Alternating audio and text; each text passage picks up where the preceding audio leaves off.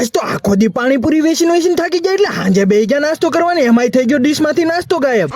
Hello મિત્રો, જય શ્રી કૃષ્ણ ને રાધે રાધે. સ્વાગત છે તમારું મારા મોરમીની વ્લોગમાં. ઘણા મિત્રોની એવી કોમેન્ટ હતી કે ગુજરાતીમાં વ્લોગ બનાવો, એટલે આજે આપણે બનાવવાના છીએ ગુજરાતીમાં વ્લોગ. આજ તો હવારમાં થોડીક તાજ લાગતી હતી એટલે ગળે બાંધી દીધું મફલર, અને હાલો હવે બહારનો નજારો દેખાડું. હજી તો જેવો બહાર નીકળ્યો ત્યાં મામા કે હાલો પાણીપુરી. પછી તો મેં મામાને કહી દીધું, મામા હજી તો સવારના 7 વાગ્યા 11 નો હોય એલા.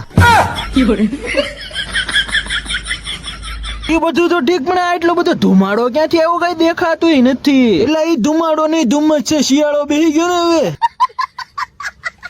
એ બધું સાઈડમાં મૂકો, હવે આલો પૂરી બનાવી નાખી, નકર પાછું ઓફિસે જવામાં મોડું થઈ જાય. કેમ પણ આવે ને દડા જેવી. This is a golgappe. કઈ નહીં, હારું હાલો કરી નાખી ચા ને ગાંઠિયાનો નાસ્તો. પછી તો નાઈન હાથમાં લોટો લઈને આવી ગયો મહાદેવના મંદિરે દર્શન કરવા. તો બધા મારી યારે બોલો જય હનુમાન દાદા. દર્શન કરીને ઘરે આવ્યો ત્યાં જોયું બધો સામાન તૈયાર હતો ને પૂરી તૈયાર હતી, એટલે પૂરી લારીમાં ભરીને નીકળી ગયો લારી તરફ. લારી આવીને કહી દીધું ખુલજા સિમ સિમ, ખુલજા સિમ સિમ. એટલે લારી એ ખુલી ગઈ ને એટલામાં આપણી પાસે આવી ગયો તો એક પાણીપુરીનો ગ્રાહક, એટલે ફટાફટ એને પાણીપુરી આપીને કરી નાખી 20 રૂપિયાની બોણી. જય માતાજી, આખો દી હારો ધંધો હાલે. પછી પાછા 5-6 ડીશ પાણીપુરીના ગ્રાહક આવ્યા, પછી આ બે ભાઈઓને આપી દીધી 2 ડીશ પાણીપુરી. એટલામાં પપ્પા ગરમા ગરમ વડા અને સમોસા લઈને આવી ગયા, એટલે એને ફટાફટ ગોઠવી દીધા શોકેશમાં. એટલામાં આવી ગયા ભાવેશ મામા, એટલે એને કરી દીધું 15 સમોસાનું પાર્સલ, ને પછી બનાવી નાખી 4 ભેળ. ઈ તે પાછી રગડાઓ, અને પછી આ ભાઈને એક પછી એક 2 ડીશ પાણીપુરી ની આપી દીધી. પછી તો આવી ગયો એક અરે 12 દાબેલી પાર્સલ કરવાનો ઓર્ડર, એટલે ફટાફટ કરી નાખી 12 દાબેલી પાર્સલ. પછી આવી ગયો 4 વડાપાવ નો ઓર્ડર, એટલે બનાવવા મળ્યા વડાપાવ, પણ જોઈએ એલા બળી નો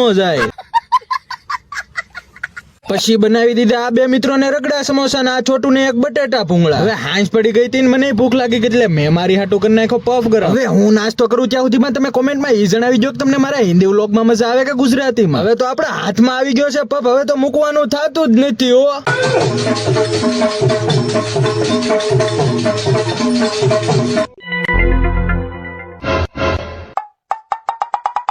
એટલે હમણાં તો પફ આમાં જતો ક્યાં ગયો? એલા હા કાં છે, ઈ તો આપણે ઉપાડી ગયા.